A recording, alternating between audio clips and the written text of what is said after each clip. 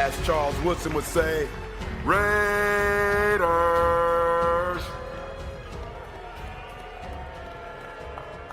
Yeah. Welcome back, everybody, for Raiders Last Call podcast on a Saturday night. As you can see, it's not Chris and Jason and myself. We've got someone else with us tonight. We have Raider Will. Chris is on his way to Vegas right now. He's about 2 hours away from Vegas. He's actually going to the game this weekend. So he called Jason and I up today saying, hey, I can't make it tonight. So I'm thinking something was wrong. And he goes, I'm going to the game tonight. I'm like, oh, sweet shit. So he will not be with us tonight. So we have Will stepping in his place. So as always, I'm 401 Raider Jeff. To my left is Mr. Jason 1st Downs, Raiders1st Downs. And then on my other side is Will from Silver and Black Podcast. So all three of us are streaming to our channels. Chris is streaming to his also. So make sure everybody bops back and forth between the four channels, hits those thumbs, hits those subscription, hit the notification, and we're going to do this. So real quick, let's just hit the chat up, see who's with us tonight. We've got Robert Pena in the house. We've got PNW Mark. We have Frank Webb is with us tonight. What's up, brother? Raider Paul hitting us with the Raiders. Let's give him his little due here. Raiders. All right.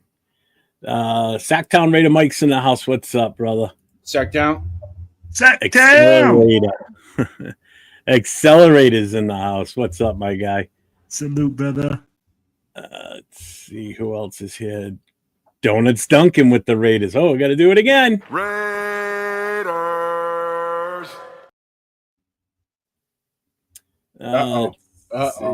Look who just joined. Our nemesis for the week. Jeff is getting his Raider. What are you doing? Stop doing that. Get out of here. So Richard Schneider's here. Accelerator said I'm getting himself a shield-shaped donut. Chewy's in the house. What's up, Chewy? Geno Max is Chewy here with us. Let's see. Am I missing someone? Am I missing? Oh, no, I'm not. Bueno was here. Lucas is here. What's going on, man? And Mr. Marcus Banks, the Titans fan. Marcus, where have you been, my brother? Haven't seen you in I don't know how long, man. I've been getting worried about you. I even said it the other night. We're playing the Titans this weekend. Anybody see Marcus? Well, we saw him. No. Now we see you. I'm glad you're back, man. You been all right? Everything good? Everything good? Let's see. Yeah, see, Bueno even said it. Bro, I was worried about you, my guy. Glad you're okay. Rorschach's in the house. Rorschach, what's happening, brother? What's up, my brother? Let's see. Have you ever had a Raider Shield donut? I think they served them at Allegiant. No, I've never been to Allegiant, so no. They do that like that donut place. There's like a famous donut place. Like it's almost like Voodoo Donuts. Oh, I had no idea. They're pretty good. They're pretty good, man. What's up, Original Surfer Bob? What's up, my brother? I completed my 7-round mock draft for every team. Can I send it to all of you? Yeah, my name, the 401 Raider Jeff. It's the same for Instagram and everything else. So go for it. So Marcus said I was sick and in the hospital for a little while. Oh man, you okay? I'm glad you're back, man. We have missed you. Trust me. I said this a couple of weeks ago, and then it came up again this week. Especially with us playing against your team. I was like, where is he? I figured you'd be popping in, and here you are. Well, I appreciate you being here, man. We missed you big time. Let's see. Who else just popped? Oh, Cool Kev's in the house. What's up, Cool Kev? All right. So we're going to get into this. We're going to do the same format we did last week. So we're going into this weekend. We've got the Titans at 4:05 tomorrow Eastern time in Allegiant. Both teams enter week 6 at 1-4. Brock Bowers is out. Michael Mayer makes his return. Titans rookie QB starts. Both teams, we're both desperate for a turnaround. We know that, right? So we're 1-4. They're 1-4. And both teams need this win badly. So we're just going to jump right into this shit tonight and get this rolling. So, and I have to wear my glasses tonight because the print on this is so small. So with this being said, well, I'm going to start this off with you tonight. Is this game officially a must-win for the Raiders, or are we already past that point for the season? This game is an absolute must-win right now. This team needs to fire the alarms, call the USS, call the Army, call the Navy, call the Marines, call everybody to win this game. I'm going to tell you why, Jeff. At 1-5, 4 teams have made the playoffs. 4 teams. Then after that, 0 teams have won the Super Bowl. 0. So if you want your playoff hopes to still be alive, let's look at 2-4. 2-4, you have 19 teams that have made it to the playoffs. And you have 4 teams that have won the Super Bowl. So if we're looking at still making the play, and right now everybody's like, oh, playoffs and stuff like that. Playoffs are still like a possibility. This team is still young in the season. Still young in the season. Yes, I know, Jeff, I know. But let's be real. It's only 4 losses right now. We have to, It's only 4 losses. Oh. I don't expect this team to make it that far. But if you want to have a successful season and say, hey, because right now, if we're packing it up at game 6, this was not a successful season. This was a trash season. And I mean, like, if we're packing it up at game 6, what does that tell your team? Like, what type of coaching staff do you have? I thought we were here to win, and I thought we were going to win a lot, and I thought we were going to compete. So if you want to compete, if you want to make things happen, yes, this is a must-win game. If you want to keep the playoff hopes and say that this team can still at least have some sort of possibility, yes. So that's why it's a must-win for me, because at the end of the day, like, my goal is always for this team to, be, and I don't want to be like a Debbie Downer. I don't want to be that guy that's just going to say, hey, let's pack it up at game 6. Like, come on, man. At game 6, I'm already calling it a season? Nah, I can't do that. So the competitive guy in me, and I mean, like, if I'm coaching that team, that's the way I'm looking at it. I want to make the playoffs. I want to freaking be on a winning team. So, yes, must win. A lot of people don't agree with you in the chat. So it's not a must win. Will, you, sir, are way off. The season is over. It started week 2, and it started week 2. But again, I mean, like, are you going to tell all those guys in the locker room to pack it up? You're going to tell Max Crosby, hey, man, call it a season. You're not going to tell him that, but I think a lot of players are already in that mindset right now based on what's going on with I think there's just more negativity in that locker room than we know about right now is the big thing. No, I can agree with you. And I'm not trying to tell you, like, hey, but you asked me if it's a must-win. And if it's a must-win for me to, like, save this season, yes. We didn't say, hey, is it a, the season is over and blah, blah, blah. I'll be like, again, I can't look at it like that. I get it. I get what you're saying. So, Jason, do you want to add in on that too? Or no? No. Well, let me ask you this, Jason. What kind of attitude do the Raiders need to bring to get the crowd back on their side? Like, what needs to happen, especially starting this weekend, to get because the fan base is so negative and the morale's down. Nobody's happy right now. What do they need to do, or what kind of attitude do they need to come out with? Well, I can tell you that it's gonna take more than one game to come out. If they come out and beat the pants off the Titans, okay, whatever. All right, we'll be happy. It'll kind of, it's kind of like having a headache or migraine. You take something, the headache kind of goes away, but you can still kind of feel it there.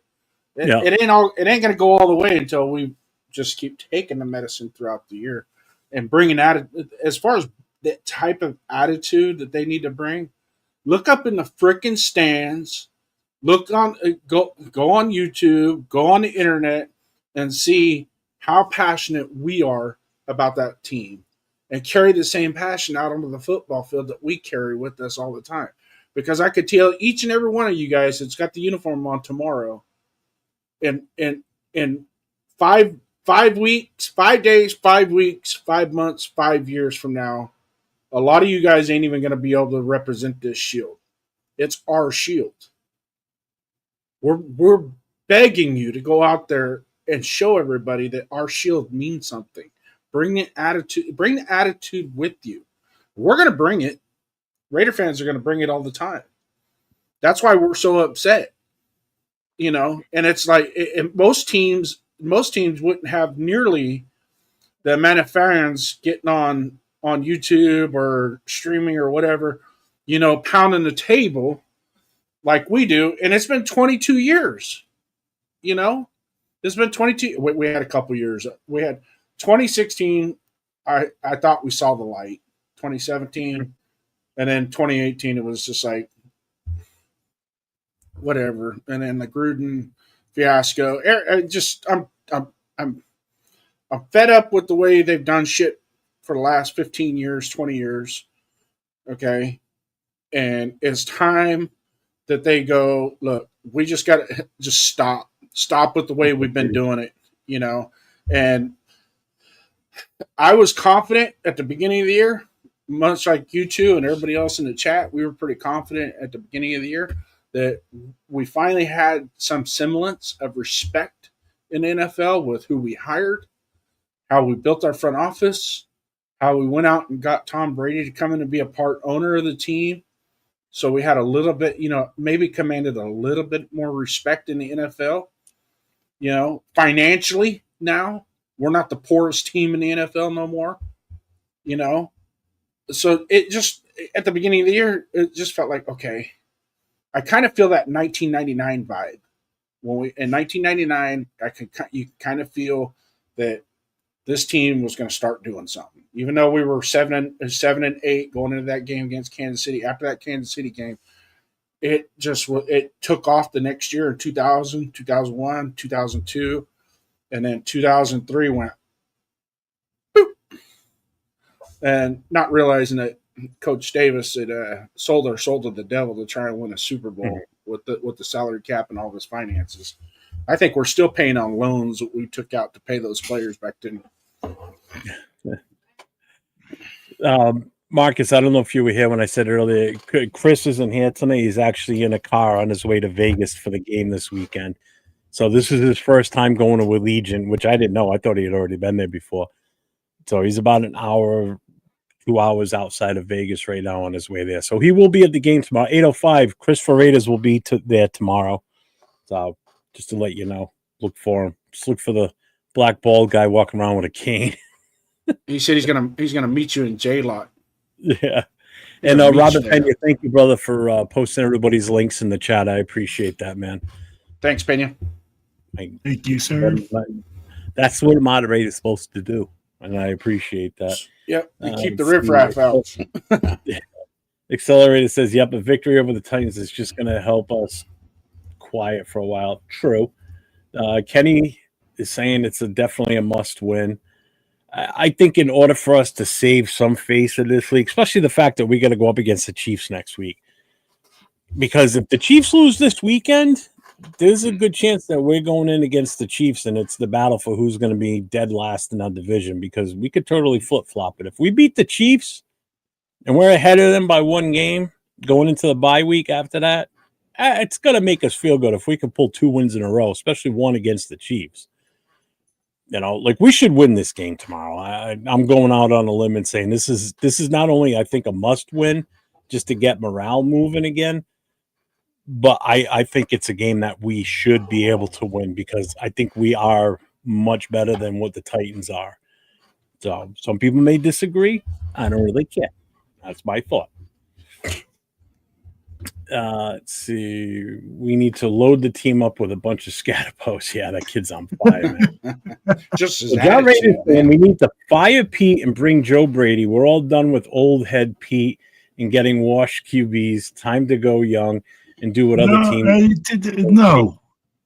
I can't agree with that one. I mean, firing coaches every other year is just not a good. It's not good for the team. It's not good for the players. It's horrible for the fan base. Yeah, that makes no sense. Yeah, I can't agree with that take. Sorry. I mean, it's your opinion. I get it, but I can't agree with it. I respect it, but there is a lot of people out there clamoring for Pete Carroll to get fired. It's like we're 5 games into the season, and we're already talking about getting rid of. I knew that was going to happen if we were in this position. That's what's funny. It's like, come on, man. We've been firing, everybody, and it's not working. It's obviously not the solution. Nope. I'm just trying to make sure I didn't miss anything with the chat. Gio says, in 22 years, only 2 double-digit win seasons and 4 seasons above 500. It's easy to remember that all on one hand. Yeah, and it's true. The last 20 years has been actually absolutely abysmal. We've got a losing record for 20 years, and we're right back in that same situation right now. Donut says, if we lose tomorrow, we have a fire sale of players. That I could see us doing. Like some teams, when they know that they're out of the playoff picture, they start gearing up for next season by unloading players. And I think we're going to get to that point. Hold on. Max Crosby is the only commodity on this team right now that you're going to get anything worth of value to build in your draft for next year. That's plain and simple. Maybe Jakobi for like a 5th or 6th round. Or actually, it'd probably be a 6th round and swap 7th round picks. For who? Jakobi? I think you could probably get a 3rd or 4th for him. But Max is going to give you your highest value. There ain't nobody else on this team that's going to give you any higher value. Yeah, Max Brock ain't going anywhere. Brock would be the only other one that would give you any great return on trading him away. But you're not going to let him go. Absolutely not. Max is worth 3 top 50 picks. Easy. And that's the other thing, too. If we were to trade, you also got to look at who we possibly could trade with, too. Do you want to trade a buyer? Dude, everybody is a buyer. When it comes to Max Crosby, but you want to trade him away to somebody that's got a lower pick, so you get 2 early first-round picks. You don't want to have, like, say it's the 49ers, and say they make it to the NFC Championship. Now you're picking later in the first round, but still, it's still a top 32 pick. But yeah, every person is. I get it. The Jets looking for a lot more than that. Yeah, 805. I'll let him know that too about J-Lot. Let's see. Man, I am way behind on the chat. Green Bay Packers and the Tampa Bay Buccaneers are supposed to lose Super Bowls. Yeah. Raider Paul. What's up, Raider Paul? Really, Dixon, you don't think he comes? I'm not even sure we can beat the Titans. I think we can beat the Titans. We could beat anybody. Well, the Titans. 100%, Jason. 100%. Bob says if the Raiders lose tomorrow, Crosby's a 49er by Monday. That's not out of the question. No, it's not. What's up, Arnie? Arnie's in the chat. What's up, brother? Let me tell you like this, man. This is why the 49ers are good. Because they got fucking balls. They called on Max Crosby before any other team to say, hey, are you guys interested? Like, if you guys are trying to ship out a good player, we're trying to pick him up. Like, tell me when's the last time you heard our team calling a team before the player is even available to be like, hey. You got to be in position to start. You got to be in the position to where when you acquire that player, it's going to benefit us. But when you're 1-5 or 2-6, what good does it do to acquire a player and give up draft capital when you know you're going to need that draft capital? No. I agree with you. But that's why I didn't want Micah Parsons. I knew it was going to be 3 high picks, and everybody's like, "Oh, with him and Max." I'm like, we need more than Micah. Jason, tell me the last time the Raiders have even tried to court a player of that quality.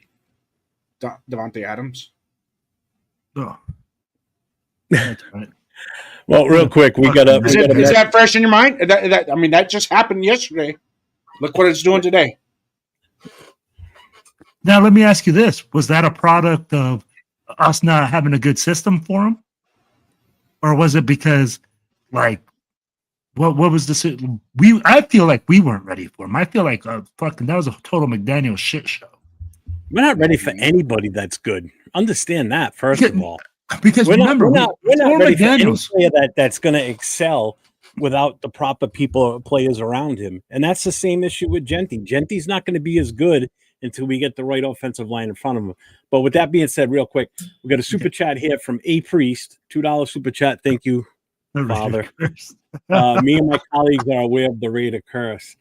Can you do something to take the curse off of us? Like, how many Hail Marys? What sagebrush we need? Actually, can you do me a favor, Priest? Can you go and put your hand on the forehead of Geno Smith and allow him to see the view of the entire defense before he throws the ball, Father? Please, I ask you this. Oh, man. For the love of Raider Nation and everybody involved, please heal this man's eyesight so he can throw the ball and not throw interceptions. Please. Thank you. Hey, you know what? Even if it's not a priest, hell, they're in Vegas. Go find you a magician somewhere. He said, go find you a magician. Good Lord. I know David Copperfield still has a residency there. Go get his ass. Now you see it, now you don't. You're a magician. Find What's somebody. up, Rebel? Rebel says if Crosby goes anywhere, it's to the Cowgirls. They have the most draft capital, and he's from Texas, and they need a defensive end drastically if they're going to compete. I'll tell you, the other team that I think he'd be a shoo-in for, too, is Detroit. Don't forget Detroit, too. Yeah. I don't think Detroit's out of the question, and that's one of those that, hey, you want to go to Detroit? And he'd probably go, yeah, I would go. So Kenny says, I predicted on my podcast, Raiders win 33-17, make a damn statement. We will punt only one time tomorrow and 0 turnovers, pipe dream, but I'm a dreamer. And I've been calling us when we've been doing predictions, which we're going to do tonight later on, and we're going to ask the chat when we get to it. I've been predicting us 30-21 in all our games this season because I think we have the capability of scoring 30 points, but we just aren't there yet. So until we score 30 points, I'm going with that prediction of 30-21 every freaking week. So, Kenny, I agree with you. James Firpo's in the house. We got to do this for my guy, Firpo. Raiders. Appreciate everybody that's in the chat right now. We're at 38 strong in the chat. I appreciate everybody being here and checking in with us. And anybody missed earlier, Chris is not with us tonight. He is on his way to Vegas. So we asked Will to step in tonight and play the role of Chris. So you're going to be grumpier. Right. First of all. Yeah. We were going to ask 5 to join us, but I didn't want to wear a tank top. The priest gave another $2 super chat. Your prayers have been heard. Geno's eyes are healed. If he throws an interception tomorrow, I want a redo on the prayer, Father. I don't think it's an if, it's a win. Yeah. What's up, Ricky? See, trade Max to Buffalo to piss off the rest of the AFC. No. And Dixon said 40-14 Colts. All right, so let's move on. All right, so this weekend, let me switch the banner up here. Boom, offensive scheme. So let's go start off this way. Who are we without Bowers? So Brock Bowers is out again. Michael Meyers is back. The wide receiver core is Meyers, Tucker, Thornton. They must carry the load. Offensive line has to protect Geno. The run game with Mostert, Genty, and whoever the number 3 guy is, because I think it's Lobby now, because I don't think it's Zamir White. I think he's been relegated to number 4. They got to deliver. Okay. So with that, with Bowers out, how should Geno adjust? Short passes, or should we go with the deep shots early, like we did last week? To whoever's open. Stop throwing to the guys that are covered. Simple. I'd be like, and that's take what the defense is giving you. Honestly, like that's where we're looking at it, right? He's blaming guys. Oh yeah, my rookie receiver should have just, climbed up higher. When they're in a cover 2, that space is covered. That guy's clamped on the outside and on the inside, and you're going to throw it right there. When you got a guy running right up the sideline, that's a weakness of a cover 2 defense, is up the sidelines in the middle of the field, and you're going to make that type of throw. I'll be like, honestly, he's made a lot of throws. He has to have eye discipline. He has to look off receivers, go back to the fundamentals of the game, and execute those well. And if a guy's open, don't hesitate. Throw it to him. There's some guys that want to throw the ball, the big ball. That's what he wants to do. I'm like, stop trying to be Superman and just be a part of the team. First downs equals touchdowns. That's my philosophy when I coach offense. I'll be like, I go and I don't look at 100-yard field. I break down the field by 10-yard segments. If Geno can continuously matriculate the football down the field and make good, accurate throws to open guys without throwing it into tight holes, we should be all right. Use play action, use other things to get him moving out of the pocket, things like that. I'll be like, that's what he needs to do. And that's the hard thing. I'll be like, yeah, it's simple. Throw it to the guy that's open. But I'll be like, he's under pressure. He's seeing ghost. But I think what I would do if I was Chip Kelly is the quick game to get him going, to get him with confidence, and use the play action game, some RPO, maybe some zone read to get him going and to get us. I had my finger hovering over it. I didn't mean to hit it. I apologize. I did it for Raider Paul. I was waiting for you to finish the gun. No, it's all good. Hey, no, it's all good.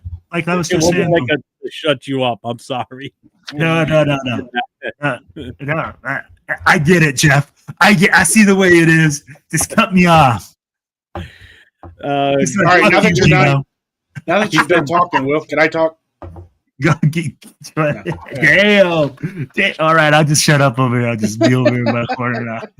Is Geno going to get that magical 13 interceptions? Donuts Duncan says, quit staring down wide receivers. Absolutely.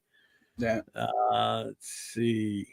Start short passes. Between short passes and run game, it should open up 1 or 2 deep shots.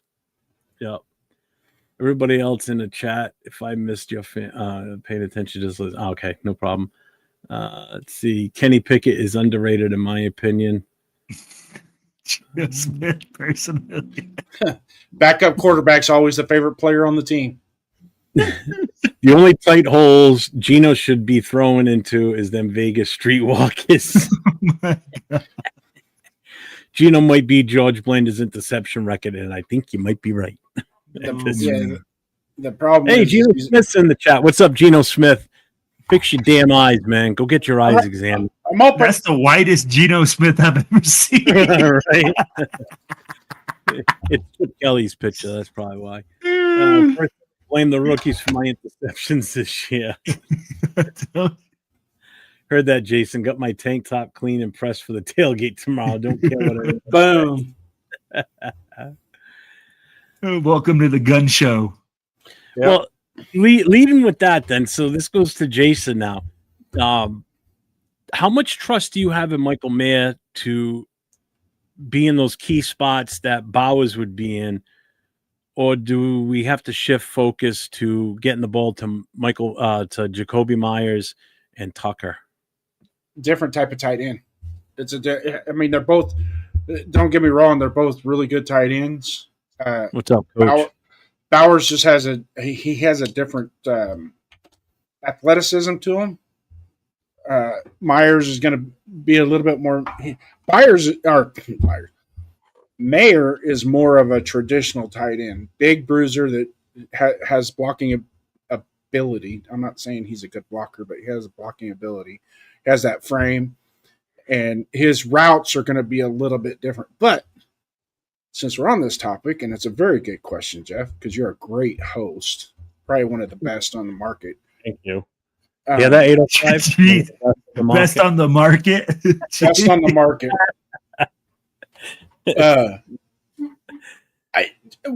One of the keys to the game tomorrow is Mayer is going to be healthy. Mm-hmm. use him. Use him. You know, if he's got to do a stick route or a quick comeback or, you know, something to that effect, or even an ISO type screen on the outside, get him involved in the game. Okay. As soon as possible, because it's going to take a lot of pressure off of Genty. You get him involved, then Tucker will probably open up a little bit more. I'm starting to think Thornton probably needs to go sit on the bench and just play special teams for a little while. And maybe throw Jack Betch out there and let him get some run. Because really neither one of them are doing what we thought they would be doing. But I'm going to get back to Mayer because it's where we were to begin with. Then we got to get Mayer involved. Got to get him involved. Because so basically, you're saying yes to the question I asked you. Then, do you trust him in those key spots? Yeah, I think he's a top 10 tight end in this league. There's 20 other teams in this league that would love to have Michael Mayer on their team. But the reason I'm asking you that question is because a lot of people don't feel that way with Michael Mayer. They feel as though he's not. Well, let's put it this way: he's definitely not Brock Bowers. We all know that. Nobody's delusional in that manner. No, but a lot of people don't have a lot of faith in Michael Mayer. You know, like they probably should have. But again, we haven't used him. No, we haven't used him. Josh McDaniels never gave him the opportunity. Yep. Huh?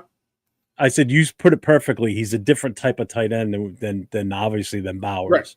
Right. And he hasn't been used the way he should be used.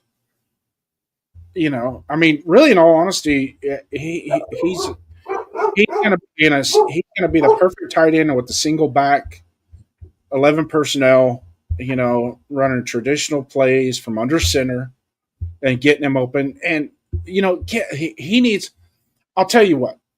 He needs at least 8 targets tomorrow. At least 8 targets tomorrow. To make it, and that will help that offense tomorrow against the Titans.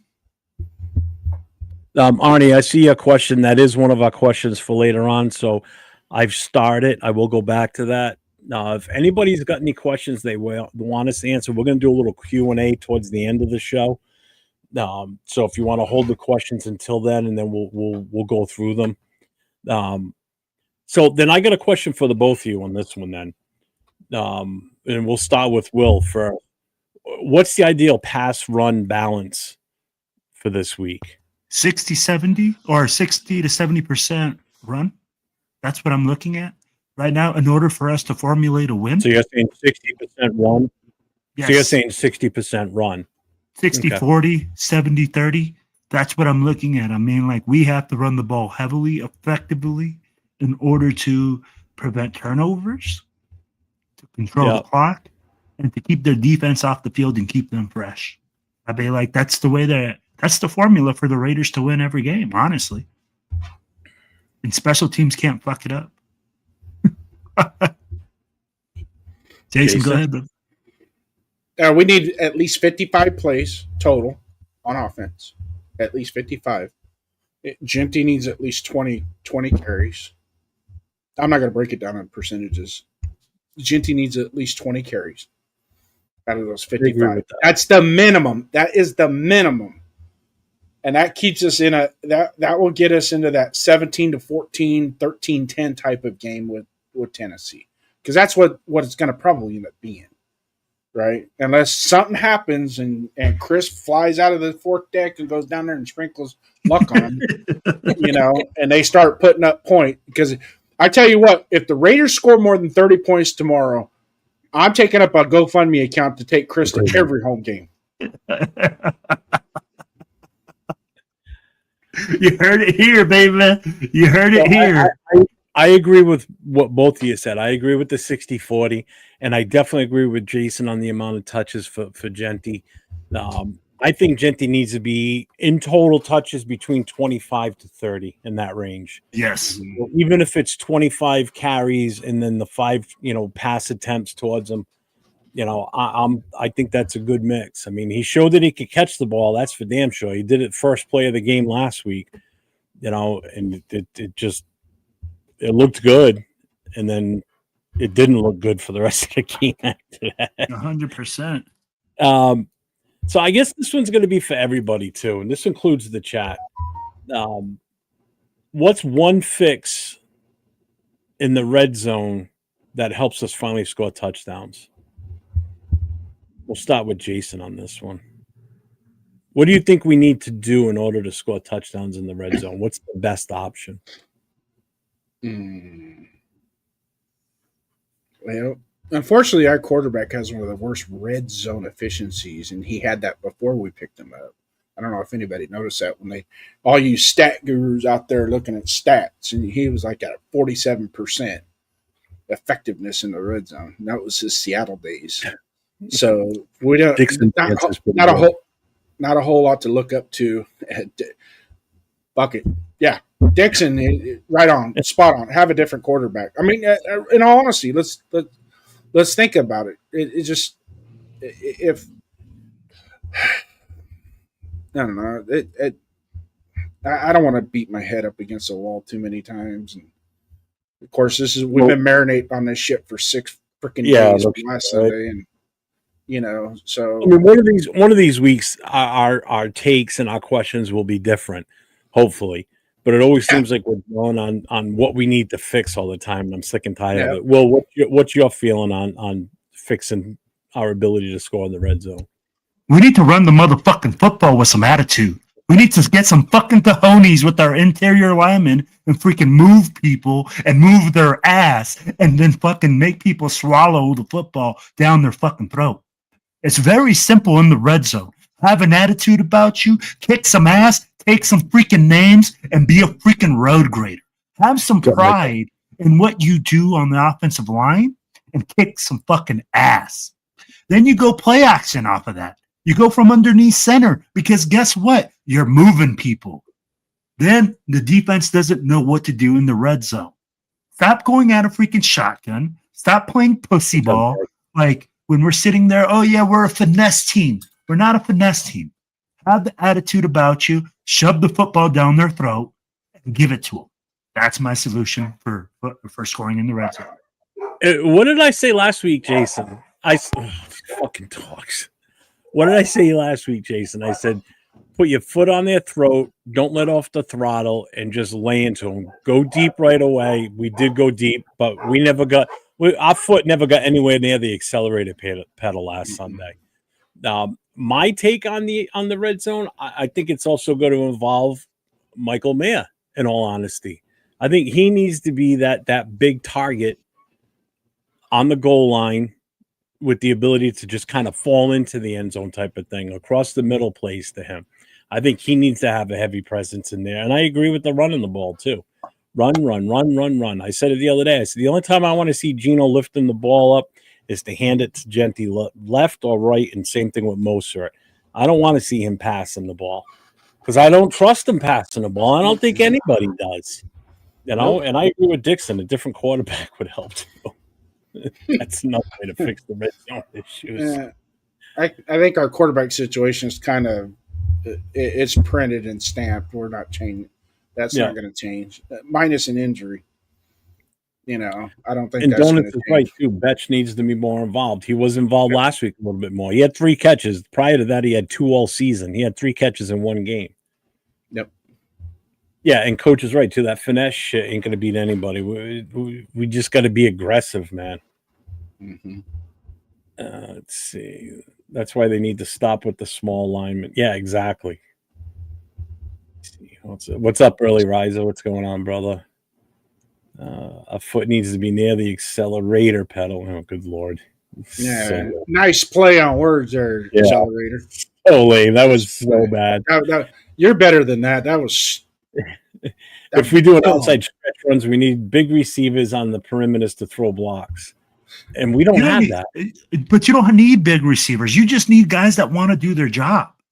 Yeah, but I've seen small receivers. I've seen Steve Smith block. You don't have to be big and physical. You just got to want to do it. Steve Smith had a little bit of a muscular build to him. Thornton is like a toothpick out there. There ain't nothing to that kid. Bro, he's 6'4", 215. Steve Smith was one of my favorite wide receivers ever played for the Raiders. And he's built like a straw man. I could do that to him, and I'll find out. But he's 215 pounds. Tell me a corner that's 215 pounds. Well, I'm not. It's not the weight. He doesn't have those cornerbacks probably bench press more than he does. That might be true. I mean, like that, Jason, you might be right. I don't know. I mean, like, but some receivers, it depends on what they're doing in the weight room. His wrists are like the size of my two fingers. I mean, he's got tiny little arms. His calves are like this big. I mean, have you seen the way that corners are built, bro? They're not built like a thick old boy. Corners are built just like stick figures as well. You got to be a flyer, man. You got to be able to 172, 195. I'd be like, that's what his corner weight is. What 172, right in there. Some of the best cornerbacks were 210, 215. So, hold on. Raider Nation 510 says Trey Tucker and Kobe shouldn't be in the red zone. Trey Tucker is the only one that's been scoring for us as a receiver. Granted, two of them were kind of garbage time. I mean, Will and I saw a touchdown right in front of us at the Patriots game. I mean, this is why he's saying that, Jeff. It's because it's the height. When you get down in the red zone, you need taller, bigger bodies. Small. Yeah, all right. I can see that. That's why he's saying. That's why he's saying when you get down in the you remember Andre Holmes. We had Andre Holmes and Crabtree. You had that height, that size to box out because just like Will was saying, these cornerbacks are like 6 foot, 185 pounds or whatever. Well, put that receiver out there that's 6'4", 225 that can actually box out. Dante Thornton, he can't play basketball down in the paint. He's got to play out in the 3-point. No, that has to be taught.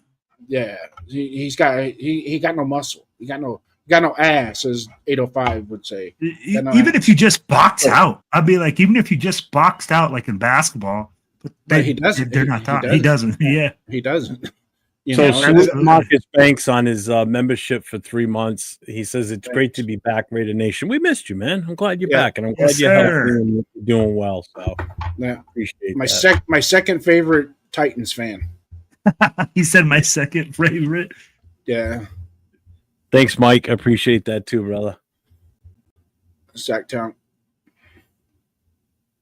Where are we? Why would they try shorter at tight end? Dude is big enough to catch jump balls and throw blocks. Yeah. You guys need a good third down. You guys need a good third down offense in order to have a good red zone offense, and not third down offense. Yeah, it's true. Our efficiency. Third down efficiency is horrible. Horrible. And an athletic. That's where an athletic quarterback comes in handy too, because you do a naked bootleg or a rollout, a fake handoff rollout, and you get out on the outside to isolate that defender. That defender's got to go either I tackle the quarterback or I drop back to cover the receiver type situation. Yeah. But Geno's athletic. That's the thing. Geno has some sort of athleticism, and we're not using it. This is where I'm like, man, how did the Commanders come in running zone read and whoop the dog shit out of us? Running zone read, basically, with Marcus Mariota, going back to Chip Kelly's old college playbook. Yeah. We can't do none of that. Yeah. It makes no sense to me. So, moving on to the next segment. We're only on segment 2. Jesus Christ. Yeah. So we all know that Cam Ward is supposedly mobile. This came up on Wednesday night. It came up last night. Leo brought it up in the chat, saying that Cam Ward's a mobile quarterback. Well, I went and looked it up. He's not as mobile as you think he is. He's got like 13 carries for like 36 yards on the season. That's not mobile. This past game that the Titans played, he had negative 6 yards rushing.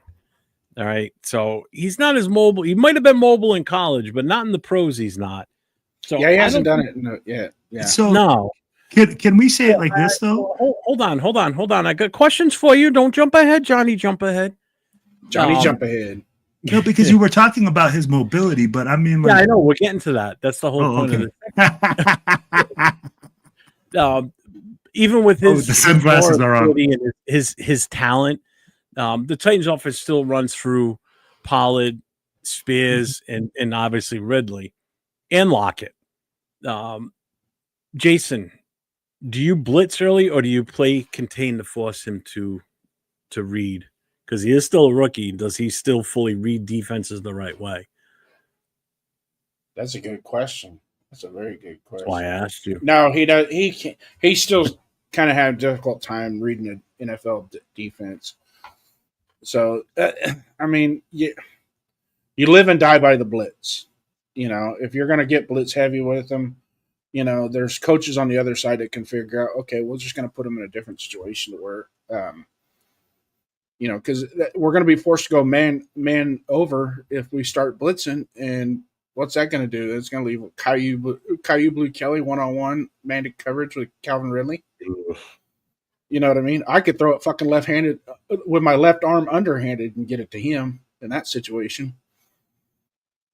You know, so you live and die by the sword. If you send that 5 and 6 up the gut, they better get home.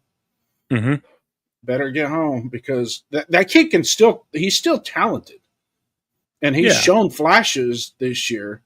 But we're the Raiders, and usually what happens when people play the Raiders, they kind of get their shit together and play right. You know, so as far as I'm not a real big fan of the blitz per se. I mean, I'm okay with the fifth man delay every once in a while, just kind of keep that offensive line honest.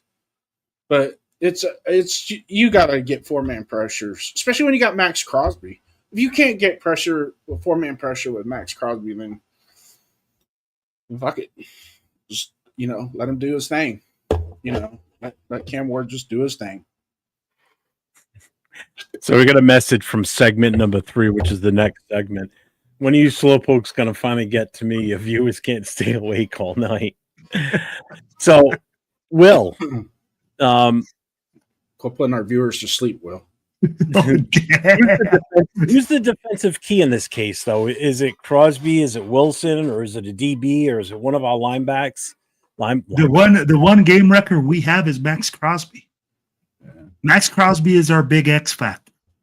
If he has a great game, provides pressure, just like Jason was saying, without us having a blitz, then we're going to have the ability to sit back, confuse a young quarterback with disguised coverages, with a lot more things, guys in the second or covering up more space, in the secondary. So, I mean, honestly, Max Crosby has to have a hell of a game.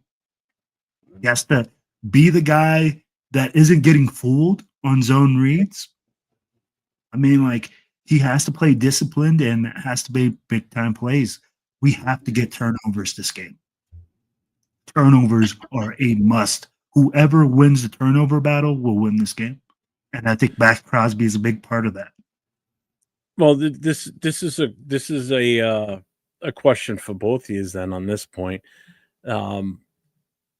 If Ward breaks the pocket, what's the adjustments we need to make? Who you expect to be able to chase him down? Because he is fast. Mm-hmm. If he breaks that pocket, this could be the game that he turns around and becomes a running quarterback, for this game. There's a good chance. Do we have that guy that can chase him down or can contain him? That's the big question, is being able to contain him. How about tackling him in open field? Because he's a big mofo. He's not. Yeah, I know. That's why I'm saying that. He's built, So in essence, the scheme that Patrick Graham should be implementing is going to be a lot similar to what we used when we played the Patriots. Ooh. Is you're going to have to let him come up the middle. Don't if you can get pressure up the middle, fine. But give him a false read to where he thinks he could take off, and then one of the two linebackers have to come up and close and limit him to either a negative yardage or minimal positive yardage. So the get him up to the line of scrimmage, see if he can make mistakes at the line of scrimmage running upfield, because some young quarterbacks a lot of times they get to moving, they get out of the pocket or whatever, they start getting, I could do the whatever, I could throw it here or throw it there across my body, across the field. Make him make mistakes is the big thing. Put him in a position where he's going to make mistakes, and that should benefit us. And we're the suckiest team when it comes to interceptions. Let's get a couple picks tomorrow. Come on, just a couple, please. I mean, that's the thing. You want to be able to hopefully rattle him with our pressure from our D line and from Kuntz, and Kuntz needs to show up. Kuntz and Crosby. Let me ask you this then: do you think we can possibly shut down Pollard on those check down passes to him? Do you think we can? We've got the right setup to handle that. Will? Yeah. Oh, okay. So, you want me to answer the first one or the second question? You can answer both. Okay. So the first question, the first thing I would do is make sure that if you're in your scheme, if your defensive ends have to hold contain, that has to be communicated. And you have to let them know, hey, you have to keep the contain. Now, if he keeps busting contain and getting outside the pocket, put a spy on him. It's very simple. Spy him. Put an app, and we have Jamal Adams, who can absolutely pursue that dude from sideline to sideline, can make tackles in the open space and do what he needs to do. With Pollard in the check down situation, right? That's where you have to confuse the quarterback with your coverage. You got to run some cover 2, got to run some cover 3, some man to man, some mixed coverages, and you have to disguise it. Stop being so plain Jane and start being a little bit more aggressive. I'll be like, yeah, we have to rattle Cam. Once he gets rattled, then you'll see erratic throws just like every other rookie quarterback. He'll start using his feet more. He'll start trying to run more out of the pocket because that's what he wants to do in order to secure first downs. That's when you start spying him. You start using different defensive tactics in order to take away things. We are not taking away anything. We're giving every single team anything they want. Patrick Graham has to decide what he wants to take away, and he has to live with it and come up with a game plan for, hey, if he's concerned about not being able to contain him, then you better have a game plan for it, and you better have a spy, and you have the guys to do it. Accelerator. He may be on one of the other 2 or 3 channels. That's probably why, because there's other channels combined in here. So there's 4 channels that have a chat. So it's mine, Jason's, Will's, and Chris. Chris's channel's up too. So that might be why. We don't have many defensive tactics at our disposal. We really don't. But here's the thing. We do have, like any defensive tactic you have, you have defensive tactics. You can move things. I mean, like in any defense, you can shift guys around. You can look at things. But the thing is, we don't have any defensive creativity right now. We're not bringing any pressure. We're playing soft coverage. Mm-hmm. We're playing too scared. Mm-hmm. And that's the thing. When you play scared, you play cushion coverage. You give up, hey, on 3rd and 18, you give up first downs. We got to live by the sword and die by the sword. We're not a bend, don't break defense. We are a live by the sword, die by the sword defense. We got to either get it or we're going to get crushed. So I guess we move on to segment 3. Segment 3, if you're still in the chat, here you go, buddy. You're up. Yeah. So now we're getting into the X factors and more of the matchups. And again, there's always those players that each team has, those swing players that decide who's going to be the X factor in this. So we're going to go with Will first. Who's our offensive X factor? Who makes the difference for us this Interior week? offensive line will make the difference this week. I don't have one. I'm going with the interior offensive line as a group. Okay. Because they have Justin Simmons. I'll give you that. I can give you that. Justin Simmons is lined up across the way. He is the Titans' freaking biggest machine, and he can wreck our game from the inside out. If the inside 3 dominate and are able to move people off the ball, that means we're running the football. That means we're being successful. So that's why they're my X factor. So I'll go with for one main guy, it's going to be JPJ. So let me just bring up Arnie's question. Who is the X factor on offense and defense with Brock out and cutting Pratt? So you're saying the offensive line. Jason, what would you pick for the offense? X factor. I'm gonna piggyback off of him. Our run game. Our run game has to be the X factor tomorrow because I know, and the 50 other million people know that we ain't gonna get it done with the right arm of Geno Smith. Okay, we're at that point now and in the season that we're just gonna have to showcase Genty, bring in Mozart as a backup cleanup hitter type player, and just start getting downhill, and hopefully, because I don't know, watching JPJ play, he loves to go downhill and hit people. He likes to get downhill and hit people. Let's take advantage of it. Let's get downhill. Let's hit people. I even saw Parham last week on occasion knock people off the ball, and it was impressive. I was like, okay, we got to continue to do that. They must have been looking the other way then, because that game was not. They were either looking the other way or it was a cheap shot and he hit them off balance or something. That's the way I could see him. No, he actually had a couple of really good drive blocks. He had one that Genty only got about a 3-4 yard gain, but that was more Genty's fault because Parham had the guy off the ball and the guy was looking in the backfield and he just guessed where Genty was going and made the tackle. Yeah. Had he guessed wrong, Genty would still be running. So Gio says X factor on offense. He's got Michael Mayer. Okay. Dixon Titus is Genty.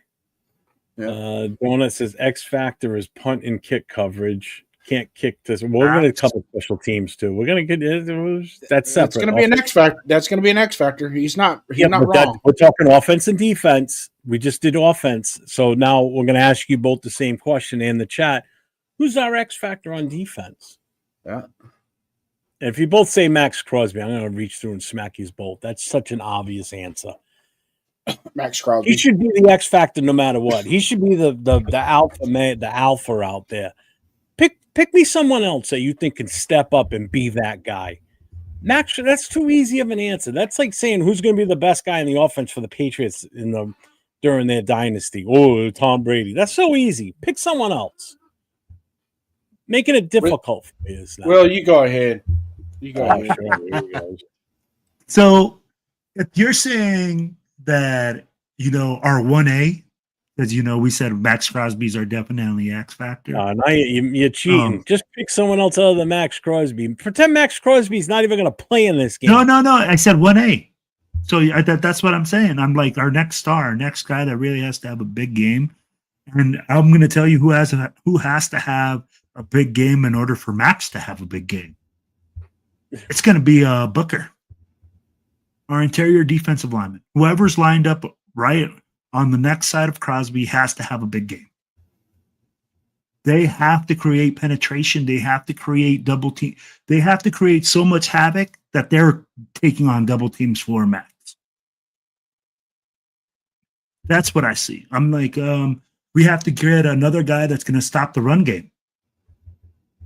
I'd be like, you have to get Pollard. And when you do that, the most immediate point of impact is your defensive tackle. So for me, the next X factor would have to be our defensive tackle. That they have to stop Pollard in the run game. What about that guy right there? Jason, you think that guy is going to be the X factor on defense? Mike Oxnell. My cock small. Play on words. Are you done, Will? Will, yeah, I've been done. Okay. All right, Jeff, you done? Yeah, his who's your X factor on defense that's not named Max Crosby?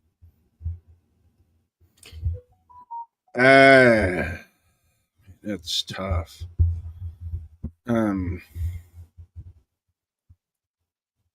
Devin White. Oh, agreed. Devin. I'm going to throw two. I'm actually going to go Devin White and Adams because we're going to have to rely on them heavily to contain that pocket, especially if it opens up the mid. If for some reason our interior line, they're getting a push through the B gap, but the A gap parts like the Red Sea every time.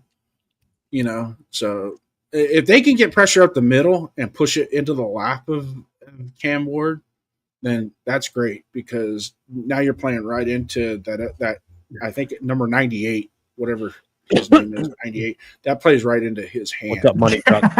Whoever that guy is. That guy. That guy with a bunch of tattoos. Yeah. But when it comes down to the total commitment and containment of what the Titans about, the only thing the Titans are really successful at is their run game and the short middle of the field, because Cam Ward hasn't really started to dial up the outside. Now, let's say tomorrow all of a sudden he's rolling out and he's throwing missiles all over Allegiant Stadium.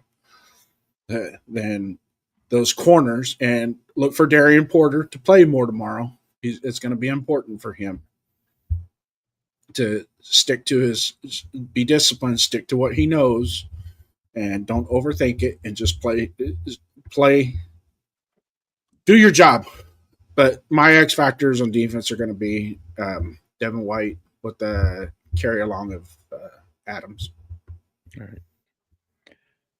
I agree with Kenny. I'm thinking Adam Butler's he's got to put that pressure up the middle. He's got to get that pressure on Ward, disrupt him as much as possible. This is his time to step up again too. I'm going with Butler. And Money Chuck too. He said on X factor on defense, Kuntz. He goes, but I'm not holding my breath. I'm not either because I haven't seen shit from Kuntz. He has been like almost a non-factor, and I don't get it. He'll show up in Kansas City. Oh, hey, at least if he seems to be the only time he ever really produces is when we play Kansas City. 100%. That's what it feels like right now. Dixon Slater said Jeremy Pratt. Oh wait, never mind. I'm not bueno. Said Blue Kelly needs to step up. Yep. Accelerated said X Factor is going to be Jason Down. His cheering or booing will make the difference. 1,000%. You're killing me, Accelerator. You're killing me. Darian Porter is playing well and goes unnoticed. Yep, 100%. Yep. DKim is healthy too now. Let him get some run. Yeah, true. Got to get him in the mix somehow. Yep. Keeping with this theme with the factors and matchups, the Titans' threat that scares you both the most, is it Simmons, Ridley, or Pollard? Jason, you can go first, as though you put your finger up. Finally, I'm gonna go first. Fucking wheel. You're not first or last, fucker. Yeah, well, take a bake. In this room, you're the first loser too. Oh, I will. All right, so the choices are Simmons, Ridley, or Pollard. I'm going to go Pollard. Pollard's going to be more of a Simmons, Ridley, or Pollard. Yeah, Pollard scares me the most. He scares me the most. If the Titans had a quarterback, now I'm not saying Cam Ward's a bad quarterback, but he hasn't really come along like everybody thought he would be by this time of the season. That all could change tomorrow. He's playing the Raiders. Fuck, who knows? But Ridley would be my number one if they had somebody that can literally carve us to death. But I'm going to go with Pollard, and I hope I'm right, because if it is Ridley, oh my God, it's going to be a long day.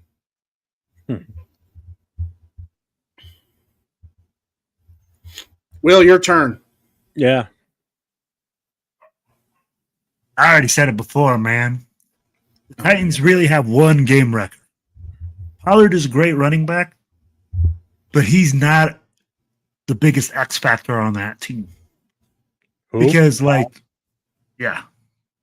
For me, it's Simmons. Up front. You can't take care of him, bro. We can't do anything. I'll be like, think about it. What's the quickest way to the quarterback? through Meredith. Bro. So I'll be like, hey, and right now where's our weakest spot? Where's the weakest spot on the whole team? Nah. Where's their biggest, baddest? Just big, sexy mamba jamma ready to kill people right at that spot. So, yeah, that's where I'm looking at it, man. That's why it scares me to death. I'll be like, honestly, if you collapse the pocket from the inside out, Geno Smith is going to be in a world of hurt. I don't care what Genty does. I'll be like, if you're meeting him at the point of impact when you're running the football, I'm like, it's game over. So who is? Huh? No, I'm just looking at something here because somebody said A Minor. Luminor? No, A Minor, whatever. I am Minor. I think that's not. Hey, Donut, specify. I've seen this kid. What's his specific position? He's wide receiver. Yeah, I know. Slot X Y. Oh, I don't know. They just list him on the depth chart as wide receiver. I'm not privy to all the comings and goings of the Tennessee Titans. His comings and goings. He's athletic. It's funny that Dixon says this. Watch us be Cam Ward's get right game, and then bang, next chat message is Money saying, I think Ward uses his legs tomorrow, runs for 60 yards. And he very well could against us. That's a definite. And you know how I see it happening? When Max takes that wide outside swing to get to the quarterback, and then he decides that I'm going to cut it inside between my tackle and my guard because Max is getting pushed all the way out running a marathon to get to me, and I'm just going to cut it right between them two, and I'm going to blast for like 10, 15 yards or plus at a shot. And I think that's how he does it. So Bill M says the X factor of this game should be Raheem Mostert. Could be. Yeah. My question, who's going to fuck up? Can I answer this question? Can I answer that question? What, the fuck up one? Yeah. Who's going to fuck the equipment manager for handing out all the jerseys and helmets. That's who's going to fuck up. What's up, Diesel? Welcome in, brother. Welcome in. So, again, we've been on for an hour now. I appreciate everybody sticking in here with us. We're at 35 strong in the chat still. Make sure you guys get over to each channel, hit that like, hit the subscribe, hit the notifications. We've got Jason's channel, which is Raiders1st Downs. Then you've got me. I'm 401 Raider Jeff. Next to me is Raider Will. His channel is Silver and Black Podcast. Chris 4 Raiders is not here with us tonight, but he is streaming for his channel. It's Chris 4 Raiders. He's actually in a car on his way to Vegas. He should pretty much almost be there by now. He did pop in real quick before we started the show tonight from the car he was riding in. So he's got a handful. He's going to Allegiant for his first time, so he's excited. So he's probably listening to this show, and it's got a handful of blue pills right now on the strip, looking to score. Radiation 510 says should Parham or JPJ at center? No and no. JPJ is right where he should be at this point. Don't put him at center. I think he's better at guard for sure. That he's where he needs to be. Yeah, it's the Titans. It's their rookie wide receiver, A Minor. Yeah. I knew who he was talking about. You obviously didn't. Yeah. Deal said it's time to get hyped up. That's why you're the superstar. He's an outside wide receiver, and he's from Stanford, and he is very fast. Yeah, I remember when he played at Stanford. But What's up with the people? Moved him inside to slot or not. Let's see. Unless we press man defense or mix up formations, he is their number 2. Let's see. Ken Johnson, Tom Brady just told me that he's not in charge of draft picks, only head coach jobs. Searching that something is coming. A change is coming. Really? No, I wouldn't. I'm not. Okay. Yeah. That. Unless he's got somebody dialed up, ready to go. Well, if Chris jumps on the field and goes streaking, it's going to be the slowest streaker in the history of the NFL because he walks with a cane, so it ain't going to be that much of a streak. It's going to be more like a. But if he jumps down out of the bleachers, I could just see Chris. The security guards aren't even going to chase him. That's how slow it'll be. They're just not going to even look chase at him, bro. They're They're just going to just stare at him. The old guy on the chain gain's going to throw his chain out there and wrap it around his leg, pull him back off. Donut Stunker said physical. Tyler Lockett is their slot wide receiver. Oh, okay, yeah, that's right. I remember that. We'll start a GoFundMe to bail Chris out. I got $1.50 super chat on that one. All right, so now we're going to get it. We're still talking X factors and matchups. So now we're going to talk a little bit of special teams here. All right, Because- Dixon Cider. We're kind of in the similar situation with both teams. We've got a kicker that's damaged goods right now, but it looks like AJ Cole is going to play. Okay, so he is going to punt. Carlson is okay; he's not injured, but their kicker is out, Sly. So now they're going to have an issue with their kicking game.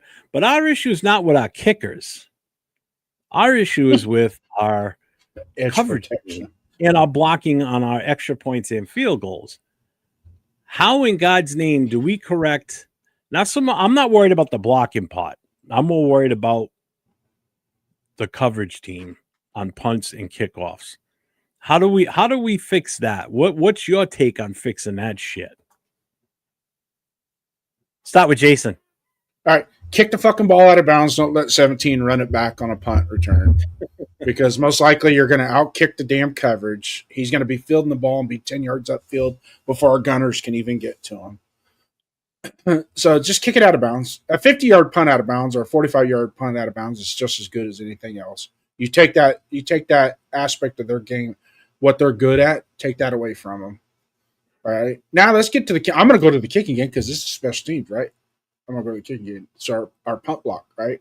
Our punt block and extra point block has been shitty, right? Okay. What is the common denominator of why it hasn't been good since the Washington game or Chicago and then last week? It's because that right side is usually manned by Meyers on the block or the punt team and the field goal team. I thought it was the left side where the penetration came from. It was right. No, it's the right side. Well, our right side. Yeah, I thought it was our left side. I thought it was on the left tackle side. No, you watch that pump block last week. You watched number 80 on the right side. That on the outside, he's got the outside leverage, and he just whiffed. I think that Ian Thomas. He just whiffed. It was a look out. That's all he could do was yell look out. Sure, he just get the old ole. Yeah. So you're saying the main reason is because Meyers wasn't out there. So you think that will change this week because he'll be back out there. But is he going to be out there, though? Yeah. Because he's the number one tight end now. You wouldn't put Brock Bowers out there, so you're going to put him out there with the chance of him to get injured again on punt and kickoffs? I mean, field goals? I don't know. I mean, you're trying to win a game, right? Yeah. And we've had problems on the right side of our special teams. Now, would I put him out? Now, I don't know if you guys have noticed this, but Max has actually been on pump block a few times. No, I haven't. You haven't noticed that? I noticed that. Yeah, he's probably got about it. Like when we're receiving the punts? Yeah. So they put him in when they want to go pump block or light pump block or medium pump block, where they're going to not send everybody, but they want to send somebody. You'll see him out there, and he's right in the middle, lined up between the guard and tackle. Huh? You know why? Yeah, because he's got like a 55-foot wingspan. Thank you. Yeah. So he can jump too. So you add the height to that now too on top of that. So yeah, that's definitely why. You know your Raider history. Who was one of the all-time greatest at blocking extra points on field goals? That was a Raider. Ted Hendricks. Thank you. Yeah. And what did he have? He had a 54-foot wingspan. Yeah, he was like 6'7". He was a monster. Yeah. He was tall as shit. I stood next to him. I got a picture of him and I together, and I look up at him, and I'm 6 feet. I was like, holy shit. Yeah. So I'm 6. Yeah. So anyways, bottom line, if we have to play him out there, then it's going to be one of those deals. Is like you guys need to get down there and tackle so he doesn't have to. Okay, but we need him to help block because we're pretty limited on the people that are good enough to block. So Donuts Duncan, is that the player he's talking about? Don't kick it to that you said, Jason? Yes. Yes. Shamari Dyke. It's just funny. I love that name. I think it's Jamuri, yeah. So are you done, Jason? No. I still got another hour. Go ahead, Will. I'm telling him he's done. Go ahead, Will. Oh, I love it. I love it, man. I love bullshitting with you guys. So, we're talking special teams, right? Are we only talking specifically our special teams or how to handle their special teams as well? No, it's matchups with special teams. So it's like I said, I brought it up that their kick is out, so they're going with a backup kicker. So with their kicker, or like the way that we handled that is to try to get them into long distance field goal situations, but time consuming that makes it uncomfortable for the kicker to come out there and get a kick, right? That's the real goal there, to put him in those pressure situations. For our special teams is, fuck, man, can we just get back to the basics? I'd be like, when you look at it, right? Can guys stay in their lane when we go down on kickoff? Can they stay in their lane and be disciplined and not run out of bounds and like fight to stay in bounds and just try to do the right thing? Special teams doesn't require this freaking great athlete or this guy that's like super intelligent. It requires guys to do their fucking job. But maybe the problem is that Pete Carroll thinks that games is practice. Maybe he's trying to get special teams reps during the game. But whatever it is, what we need to do is fix that functionality part on special teams, especially on kickoff, to just run your lanes, be disciplined, do the right thing, and get your ass down there and get to the fucking football. Maybe that's why Max is out there on those on punts too, punt returns, because if he doesn't play special teams, he might get sat for a game or two like Mostert did, or get cut from the team like Pratt did. Yeah. There's also some people that are willing to do whatever it takes to help the team out too. Well, yeah, obviously. And if I went up to Max and said, "Hey, I need you on field goal block and punt block in the middle," he'd be like, "Hell yeah! You're the power forward. You can dunk it. You got, you're like Karl Malone on a football field." I'm gonna put this in a little bit of a perspective here. Okay. What did Marcus say? Special teams will be important in this game. Remember who said it. Yes. And here's why I'm gonna put that in perspective. So this kid, this Matthew Wright, right? He's been in the league 4 years. All right, actually since 2020. He started with Pittsburgh. He played in 3 games. 2021, he was with Jacksonville, 14 games. Then 22, he went back to Pittsburgh, kicked in 6 games. 2023, he was with Carolina for 1 game. 2024, Tennessee, 5 games. So he hasn't even played yet this year. So he's coming in not having played for anybody. He's got no stats whatsoever for this season. Okay. So he's played in a total of 29 games. He's got 63 field goal attempts, 55 made. His longest is 59, and that was in 2022 with Pittsburgh. So he's not obviously that good because he's obviously a journeyman, or he's a filler for teams that have a kicker out. And in this case, Tennessee has a kicker that's hurt because he's got a calf injury. So they brought him in because they're familiar with him because they had him before. So this guy could technically be rusty. He hasn't been in game time situation at all this season. So that could be a bigger factor than you think. And that's why Marcus is saying this. It'll be important this game. I think there's a chance that we could take advantage of this. His timing may be off. He's not going to have that time with the snap, the long snapper and the holder, because everybody knows, anybody that knows anything about football, that holder and that long snapper are so important to who's kicking that ball that if one of them fuck up, it's over. The play's not going to happen. If the holder doesn't get the laces in the right direction, if the long snap is a little bit off on his snap, this is a guy that hasn't played at all this year. So timing is everything, just like early Riser just said. So this could be a factor. This could actually work in our favor, obviously. So this would be interesting to see what happens with the kicking game.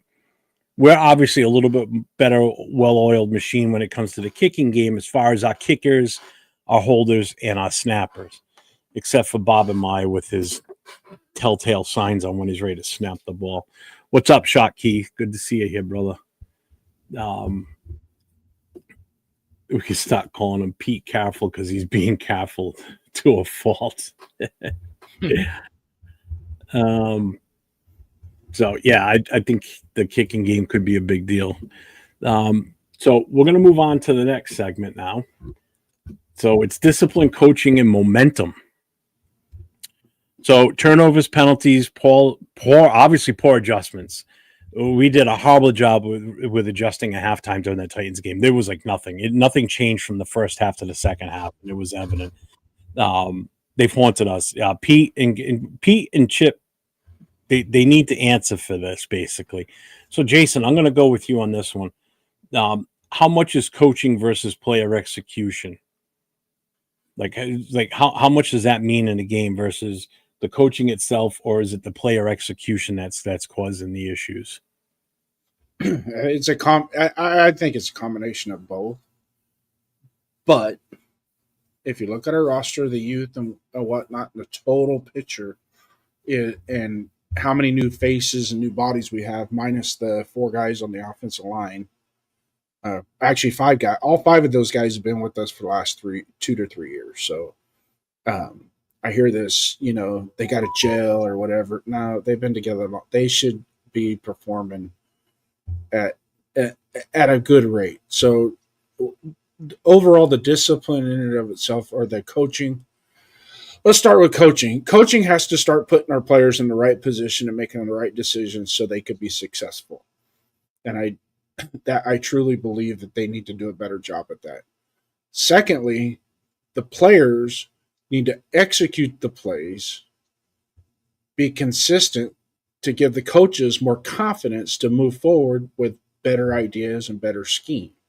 Because when you look at our defensive scheme and you look at our offensive scheme and people bitch and complain about them being vanilla, and I know, we've talked about this. Is it the coaches or is it the players? Because if it's the player, I could tell you,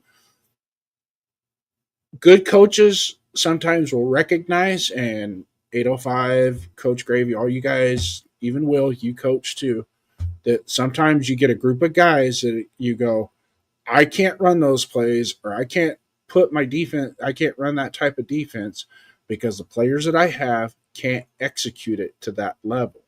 So I have to stick to some of the basics. Okay. And that includes Geno, who's, 35 years old, been in the NFL forever, lots of experience. There's no excuse for that shit. So he needs to either sack up or say, you know what? Why don't you guys go ahead and put Pickett in? Go ahead and put Pickett in, because I just say I ain't getting it done. Discipline, momentum is everything in a football game. Momentum transfers from on each side of the field, whether it be special teams, defense, or offense. A key turnover deep in the positive side of the field, and you turn around, you put 7 points on the board with that. Okay, not a 3 bonehead plays and then kick a field goal. Okay. And I'm going to go back to it again, just like I predicted last week. I'm going to say it again this week. We don't need a freaking 11-minute, 19-play drive to get us just 3 points, because that's ain't doing. You're waste of time. You're cheating yourself out of an additional possession, if not 2 possessions later in the game. Okay, and you did nothing. Now, what did the Colts do? The Colts go, all right, well, you guys went all the shoot. Here's 14 points. Bam. Now it's 14-3. Now it's like, what? Now what are you going to do? So you haven't showed that you could be explosive. Let's be explosive. We were explosive in the first game. Let's be explosive. Let's get the, I'm not saying chuck the ball down the field 100 times, but let's be explosive. Let's get Genty going. Let's, if we can rush for 250 yards and not turn the damn ball over, we should walk away with a win. What do you say, fellas?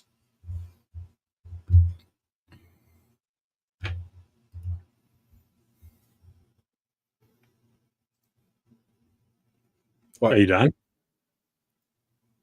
Yeah, I'm done. No. It's like I was waiting to go with one. You just were sitting there staring at the screen. I'm like, all right. Like a Baptist preacher up here preaching. Y'all just sitting there watching. I felt like I was at church. Yeah. Will, if we start off slow, what's the adjustments you want to see us make? Like if we start off on offense slow. If we start on offense slow and we're struggling, I want to see some offensive creativity. I want to see some play action. I want to see some zone read. I want to see some RPO. I want to see something that is going to be out of the box that brings this team to life. I'm tired of seeing the same old thing, man. I'm tired of seeing, hey, let's just be in shotgun. I'm tired of seeing just shitty football. I mean, I want things to look like, and that's the hard part, right? I can't really say, hey, this one thing will give us the solution because we have so many issues. I'll be but the one thing that I will like to say that I think will spice things up is getting the ball to Michael Mayer. Using our tight end in tight situations in order to get, hey, maybe we're on 3rd and 4. Now you have another option to get the guy the football. So, I think, getting the ball to Michael Mayer, distributing to our playmakers, being creative and getting them the ball in open spaces in creative ways. I'd be that's really what I'm looking for.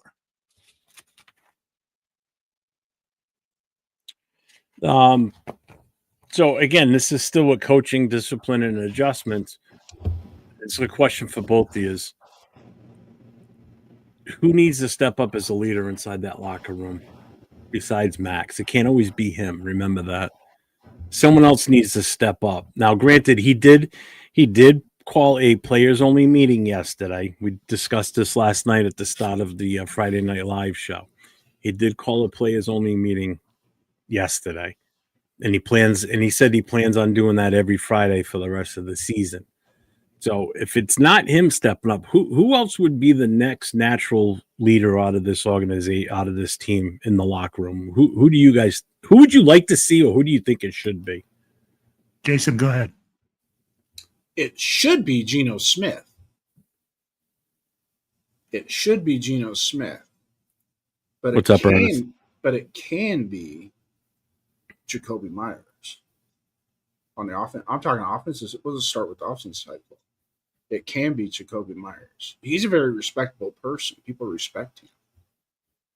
If he stepped up a little bit more and took onus of the leadership position, that could be. But and I know, and I've talked about it before, is your leadership comes with down the middle of the field. So where's Meredith in this situation? He's the center, right? Where's his leadership? Okay. Let's go to the defensive side of the ball. Where's Landon Robinson and Devin White with their leadership? Now, Devin White's been playing pretty good, but I'm talking from a leadership standpoint, making sure everybody's being held accountable, and not going over to the side of the bench and chewing people out because they missed a play, but doing like some of the all-time greats, Hall of Fame status type players, when they would go to the sideline, it's like, hey, let's just play football. I think JPJ is, I do, but I don't know if the vets really buy into him. We do. Well, I got to agree with Donuts, though, what he's saying, though. It seems like it should be JPJ is that guy, but he's right, though. The coaches keep cock blocking him. They keep shooting the kid down. They keep making him feel like he's not good enough. It's evident that they don't think that, or that they think that based on how they treated him this season so far. Which is unusual. I don't understand a lot of it. There's got to be a reason, and there's something has happened or did happen that has caused this. And none of us, we can all speculate, and ain't nobody out here got any fucking sources, so don't be throwing that I got sources bullshit. Okay? Because but if you have experienced being on teams or organization, and it could be any organization, it could be your employment, if you're in a booster club or something like that, sometimes it could just be one incident that caused that, and now it's irreparable. That situation in of itself, now it's irreparable going down the road. At least for this season. Things can change once they hit the reset button after January. It turns on the sprinkler. Gio's. He goes, I hope maintenance at Allegiant turns on the sprinklers so Geno can have a week one type performance because he played in the rain. So just put the maintenance workers up in the if there's catwalks up there, and just have them out there with hoses spraying a mist down on the field. That's pretty much what it was like in New England. Just everything was wet, but it was just a constant mist coming down. Will, what's your feeling on that? Go ahead, Will. Oh man, so I am 100% in agreement that the guy that on offense needs to step up and just become a leader. And I love what Jason said, right? Geno should be the leader. But man, this is pathetic. I'd be like, with the product that you're putting out, you really can't lead with that product, right? I'd be like, JPJ. JPJ just needs to walk around there with his fucking big cojones hanging out and say, dude, I'm going to take over this offensive line. Colton Miller is down. We need a guy up front that is going to have some intestinal fortitude and take some responsibility up front for those guys. And unfortunately, I don't see anybody else that even has that type of capabilities. Right? Yeah. Oh, thanks, guys. Yeah. Sorry, guys. My dog he's 17 years old, so he gets really old and he's blind and fussy and freaking no teeth, all this other stuff, right? So just getting older. But on defense, holding me in your arms right now. I'm old, missing some teeth, old and cranky. Yeah, bro. Ain't nobody holding you in their arms, Jeff. I'm blind. They'd have a hernia in 10 seconds if they tried to hold you. Yeah, I'll be like, he even got his little Raiders jersey on and everything. Yeah, I got one of those for my Siamese cat. Yeah, but I got a Yorkie. It was annoying, but I love him. Yeah. Oh, I don't know. I'm right there with you. But on defense, Jeremy Chin, where are you at? You were a high-priced free agent that came here that was supposed to be a leader that can lead people. Caster, stop. Oh, sorry to hear that, Bill. But I'd be like, you're supposed to be a leader. You came over here. You're a free agent. You're probably one of the best players on this team. Where's your voice? Where's your voice in the secondary? We need a guy that's going to lead our secondary. Be that Marcus Epps. Be that guy that controls the backside of our defense and says, hey, man, line up correctly. Do the right thing. Line up here. Do this, do that. We don't have that this year. And you can see it in our defense, and you can see that it's lacking. So that's why I'm saying Jeremy Chin needs to step up. I'm going to say a name that nobody's mentioned, not even in the chat. Now, I'm kind of shocked.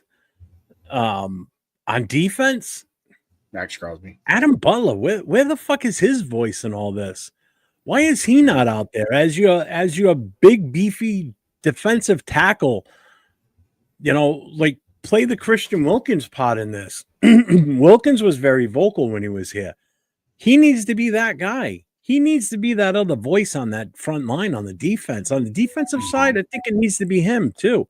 You get two of your best defensive tackle or best defensive front guys up there talking their talk between him and Max. The rest of the defense will freaking listen. On the offensive side, everybody in the chat said it, and you guys have said it. It should be Geno, because usually your quarterback is your main voice.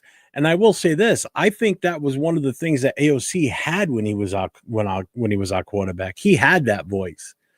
Whether people listen to him or not, it's another story. But he seemed like a leader out there. I'm sorry, But as far as someone that's on our offense right now, I mean, Brock Bowers maybe, but does he have enough clout right now? I mean, he's only been here for a year and a half. Brock's not a vocal person. Same thing with JPJ. JPJ's only been here a year and a half. Could it be Michael Mayer? Could be. Bowers isn't a vocal person. No, and that's what I'm getting at. Jakobi, yeah, probably. But in all honesty, if you're looking at your offense, it should be Colton Miller. He's your starting left tackle. He's the longest tenured offensive member of this team. I agree with you. Outside of Max, it's him and Max are the two guys that are still. I mean, but he's injured. Granted, yeah, I know that, but he still can be there. He can still have a say in the team. He can still be that vocal leader, whether you're injured or not. But I agree with that. Yeah, but hold on. Even before he got injured, he wasn't, because that's not his type of thing. Mm-hmm. You never hear him post anything on X, Twitter, whatever, Instagram, any of that shit. He's that quiet leader, So you don't know what he is in the locker room, but it should be somebody like him. Miller's like Bowers. He's not a vocal person. Donut said it best. He's not. Miller leads by example, not by. But that's just it. We've got a rudderless ship right now. We've got no one at the helm on the offense side. We really don't. It should be Geno, and it's not. It should be. Because I don't think anybody's got the confidence in him and how he's been playing this season. Yeah. When you're sitting there throwing as many interceptions in as few games as we've already played, how can anybody have any faith in what this guy's going to say, especially after this past week's press conference where he's blaming everybody but himself? I'm not going to listen to that jackass if I was in that locker room. I'd be like, are you shitting me? Why the hell am I going to listen to this guy? He's blaming everybody else but himself. He's not even taking his own responsibility for his own shit. Yeah. He's throwing everybody else under the bus and backing it up and forward over him like 4 or 5 times. It's the rookie's fault. It's this guy's fault. They're not catching the ball. What about you throwing it to where you shouldn't be throwing it? Take some responsibility. Man up, admit your mistakes, that you fucked up. You don't know how to read the defense right. You're throwing interceptions into You're throwing the ball into traffic, causing you to have your interceptions that you have it. You're throwing shitty throws. Take the blame yourself.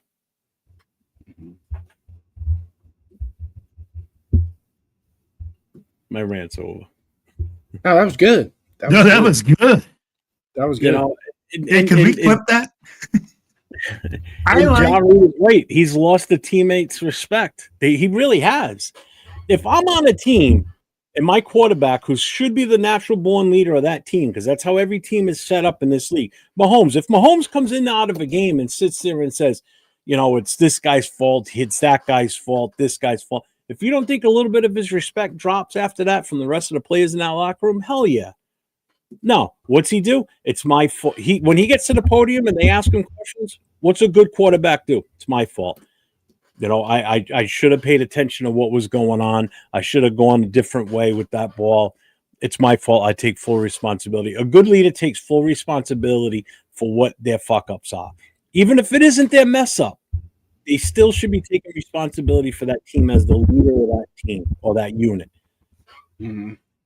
But a good 100%. Leader also, too, will go, and it's not public. You don't share this. This is between you and that teammate. That quarterback goes over. Perfect example was Baker Mayfield week before last. That rookie wide receiver that's a super stud that they have. Ibuka? He went up. It was a beautiful pass and he goes up and he just puts one hand up to try and catch it with one hand like he's going to. I want to get on ESPN and be like, da. Well, he dropped the ball. Well, they got over to the sideline. Baker Mayfield, they showed this on TV. Baker Mayfield goes over, you don't ever disrespect my passes like that ever again. Do I make myself clear? And that's the type of leadership that you have. And then when he was asked later on, he's like, look, I'm going to throw him the ball. He's too damn good. It's just as important for me to deliver a good ball as it is for him to catch it. It's us, not me, not I. It's us that has to be successful on the play. What's up, OG? OG Daniels in the house. What's up, brother? How you been? Haven't seen you in a while. What's going on, OG? Well, yeah. I mean, it was the same thing when I'm sure you saw it in the police service. When I was in the fire service and I was an officer, listen, there's times and places to fire off at your crew. If something's a life and death situation and they're fucking it up and you want them to, change direction from what they're doing so it doesn't cause anybody any injuries, you scream at that point or you say something out loud so they stop what they're doing. That's different. But if they mess up and it's something not that big of a deal that can be handled back at the firehouse in private situation, like in your office, and you say to them, hey, listen, next time do it this way instead. It'll be that's what a leader does. He doesn't berate people or his teammates or his squad in front of everybody. That's not how you do it. You take the blame at the moment while you're out in public as the officer in charge. You're ultimately responsible for that person as the person that's in charge. Yep. But when you get back to wherever it is you're at, if you're in a police station, you're in a firehouse, then you tell them, hey, listen, in a nice, quiet conversation, listen, I'm not going to bust your balls, but listen, next time do it this way instead. It'll save you some grief and it'll save me from having to yell at you, and I don't want to do that. Then you don't just sit there and go, well, what the fuck are you doing? Why are you doing that way? You didn't block for me this time. That's the shit. It just aggravates the fuck out of me. Absolutely. That was one of the things towards the end of my career. The younger guys had a lot of respect for me, and because even though I was at the tail end, I had, I didn't leave them hanging. I always made sure that I was there. You need anything from me, you let me know. I got your back. I would show up on their traffic collisions, or I would show up on their DV calls, or whatever. Thanks for being here, Kenny. We appreciate you, brother. I would pitch in and help out. I wouldn't just stand there and twiddle dee and twiddle dum. But I also expected them too to handle their shit, because if I'm going to handle my shit, you're going to handle your shit too. Take care of business. We go home at the end of the day. Guys, my question is this: when has Geno Smith ever been known for being a good leader? Never. He did have a little bit of respect in Seattle, though. A little bit. I wouldn't say it was enormous, but there was a time, not last year, but the year before, where those guys actually played hard for him because he was giving it his all as well. But I don't think, as far as being a vocal leader, a rah-rah guy, and really, in all honesty, the rah-rah shit that doesn't do no good. It's the guy that is going to go out there. As soon as the other 10 guys look in the huddle into your face mask, they have to have the confidence that you're going to lead them down the field to a touchdown. 100%. So that's why I'm asking. Confidence. And if they don't, when's the last time Geno has that? I'd say 2 years ago. 2 years ago, they had in Seattle. They had a good run in the middle to end of the season to where their offense, they were confident in Geno getting the job done. Now I'm talking about the players, not the coaches. The players they had confidence in him.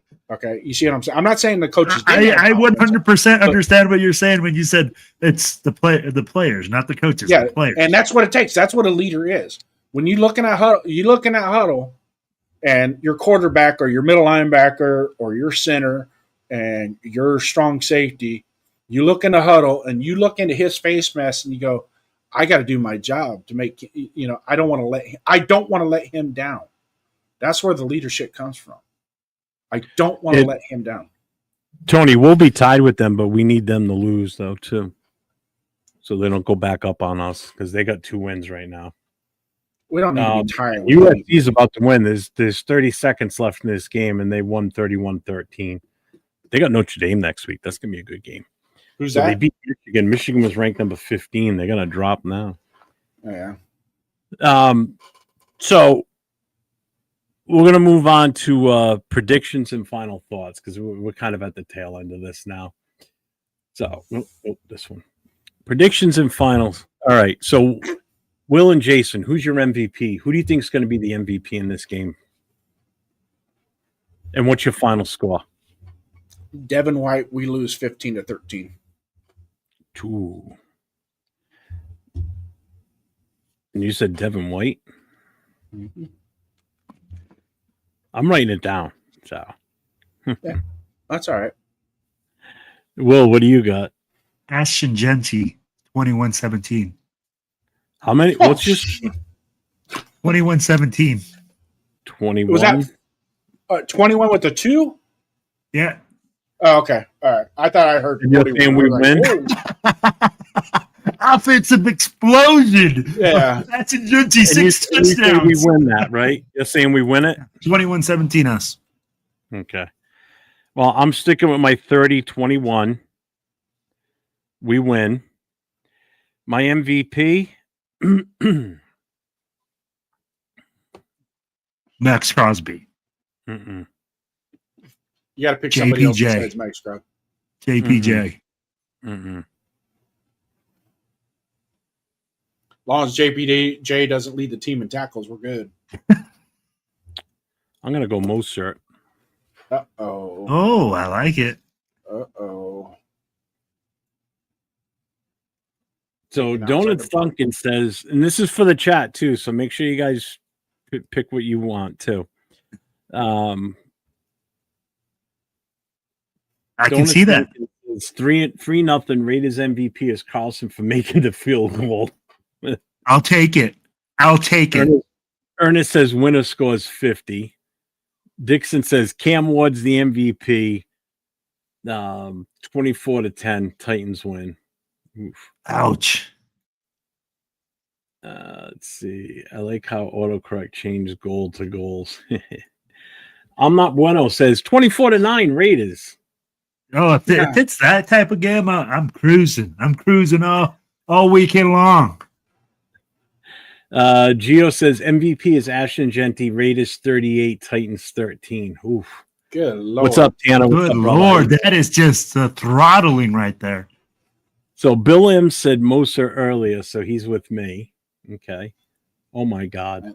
Ernest says 52-30 MVP is Geno. I almost went Geno. 52? Oh my gosh, we just scored all our offensive points for the whole season in one game. Pick it as a chip on his shoulder. Hasn't got his second chance yet to resurrect himself. I'll tell you right now, if Geno throws 2 or 3 interceptions, Pickett best be on that. His feet better be on that field. Because if they stick with Geno after 3 interceptions, I've lost all faith in Chip Kelly and Pete Carroll. So early riser says Carlson 17-20 last second winner. Marcus says Titans 21, Raiders 17, MVP is Cam Ward. Now keep in mind, Marcus is a Titans fan. Yeah, I don't know. I know. Yeah, Marcus has been around. He's been in and out. He's been in my channel since I started this over a year ago. So he's been like one of my day one guys. Him and Sacktown Mike. So Marcus, and I say this all the time about Marcus. He's one of the most down to earth dudes. And the fact that he's not a Raiders fan, but he knows more sometimes about the Raiders situations than some Raider fans that are in the chat. And it's absolutely amazing. I love it. He's a football guy. Dude, he's not an asshole. But you know what? He's not making that prediction because he's trying to kiss her, but he's doing the same thing that I'm doing. It's like, let's kind of state the obvious. This is my team, so this is what we're used to. So this is what's going to happen, and this is my prediction. So I'm wrong. I hope I'm wrong. But Accelerator said if the Raiders score 30, I'll go to the Social Security office and change my last name to LaFontaine or Downs. So does that mean we inherit a son? Tanner says 27-24 Raiders. Bills 27-17 Raiders. We can all tell we've been drinking by now with those predictions. Yeah, those predictions. I'm stone cold sober, bro. I haven't had a drink in 5 years, so I'm can't sober blame that too. one on So. me. I've been saying 30 all season long, so that hasn't changed. no.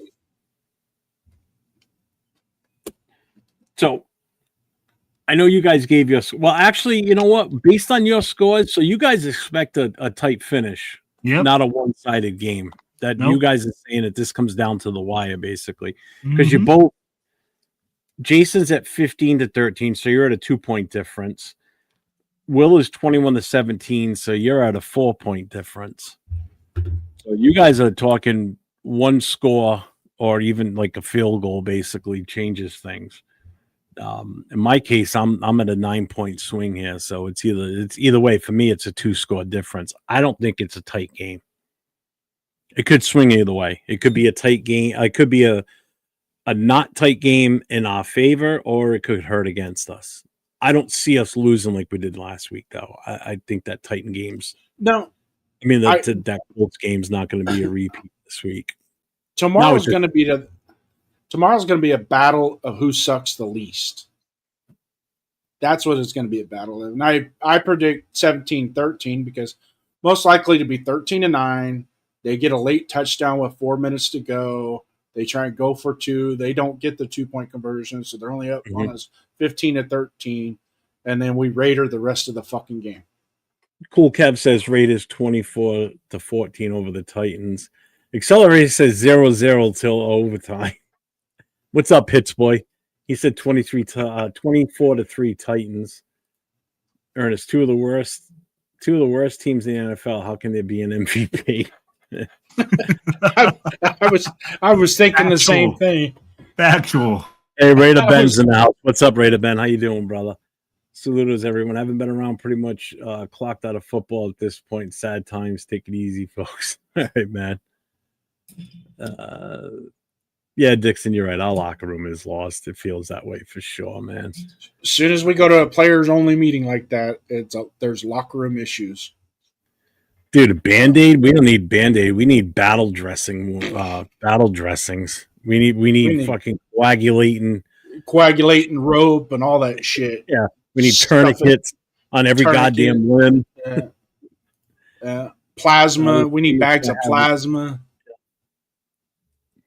Donuts Duncan says this game's going to have a score in the first quarter and then nothing the rest of the game. Oh, yeah. Good Lord. Yeah. All the scores in the first part. Yeah. Yeah. It's going to turn into an episode of The View after about the first quarter. Raiders 276, Titans 9.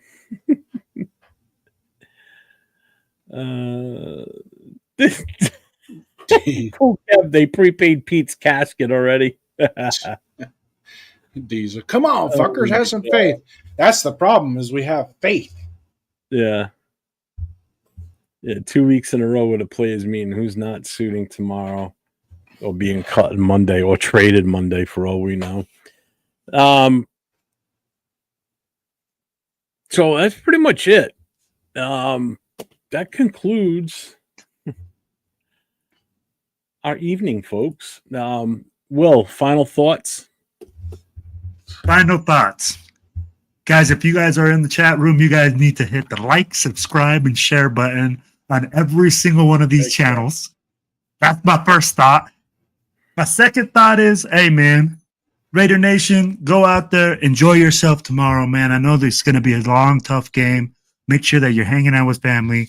Make sure that you're enjoying yourself. At the end of the day, guys, we all know, hey, it's nothing but a game. But definitely go out there and enjoy it and have a great Sunday afternoon. And we hope to see you guys on the show when with Jay and Just Pod, baby, right after the game and see our post-game thoughts. Jason? I want to win. I need a win. Everybody needs a. We Raider Nation needs a win. We need a win. All right. Let's just face it. We need a win. I mean, I'm hoping for the best and expecting the same, pretty much. I guess I don't know, but no, don't give me that, Jason. No, since it's my turn, Will,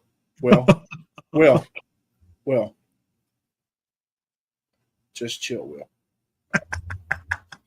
I'm gonna give a shout out to all the people in the chat today. Cool Kev, thanks for coming in, brother. As always. One of my favorites. I'm not bueno. Nice to see you. Much respect. Marcus Banks, welcome back, my friend. Hope all is well. Coach Sippin, Jamba Juice, Bill M, Geomex, some of our regulars that we get in here. Marcus Banks, I already said Marcus, but I'll say it again. What the hell? Accelerator, thanks for the promos and whatnot. Love it. We'll talk later. Who else? Ernest Biaggi, thanks for coming in. Raider Nation 510, thanks for coming in. Great takes, by the way. Great takes. Raiders. And then the one and only, Donuts Duncan. Thank you, brother. I'm done. You done now? Okay. I'm done. So the game is tomorrow, 4:05 Eastern. Was that 1:05 your time on the West Coast, right? Yeah, 1:05 East Pacific Coast time. I will be back on Monday with the Monday morning quarterback with Chris for Raiders. Now we'll have a special treat because Chris will have actually been at the game, so we'll get his take on what he saw in person. And then we'll go from there. We'll have as we always do, Chris and I will pick an MVP that we thought from the game, and we'll pick our most unvaluable player also from the game. So we'll be back on. That is 12:45 p.m. Eastern time and 9:45 Pacific time, Monday morning. And then Tuesday night, Will and I will be on together along with Leo, Cheeto Linus, and James from the military chapter doing the Most Notorious podcast, where we discuss everything involved with the black hole, talk a little bit about the game, and then just about what's going on with different chapters and things within the black hole organization. And then Wednesday, I'll be on with Leo again, along with LV Raider 10 and Jay from Just Raiders Baby for our Raider Connection on Wednesday night. So make sure you guys tune in for that. That usually starts at 10 o'clock Eastern time, 7 o'clock Pacific. Anybody that's a member of my channel, I've changed some things up on the memberships. I added some emojis. I added some different icons and shit too. And I opened up a new membership port thing too. I dropped down one more level too. So there's a new one there that's a 99 cents per month. You get some of the perks that, you get some of the emojis and such. But so I did make some changes to make it more appealing for people if they want to join. Because here's the big reason I'm doing this. So if you guys have noticed, I hit 2,000 subscribers within the last week. Okay. Woo! Been wanting to do something for certain levels of when people join, or not, but when I hit those certain milestones. But I'm going to just culminate this all into the 2,000. So we're going to do some giveaways is what I'm going to do. And part of the giveaways are going to be, I've got stickers coming in for me. So we're going to have 401 Raider Jeff stickers. Some of the giveaways are going to include the chapter stickers, chapter patch, and one of our chapter t-shirts. The t-shirts are on order, so it won't be until everything comes in. But once it comes in, I will then figure out what I'm going to do. So there will be a couple of different giveaways. There'll be one specifically for members themselves, and then one that's for subscribers. So make sure if you want to be a member and be part of that, make sure you guys join up. And we're going to go from there. So we're up over 2,000 now, and we're just on to bigger and better things. And I appreciate everybody hanging in there with us for the 2 hours on this show tonight. And Chris, I know, like I said, Chris isn't here tonight. Lucky bastard's going to the game. And let's get that win tomorrow, baby. Just win, baby, as we always say. And as I always say, stay safe and go Raiders. Let's go Raiders! You're weird. Love my team. Let's go. I'm not weird. Really strange. Thank you, everybody, for the super chats tonight, too. Thanks, guys. Well, have a good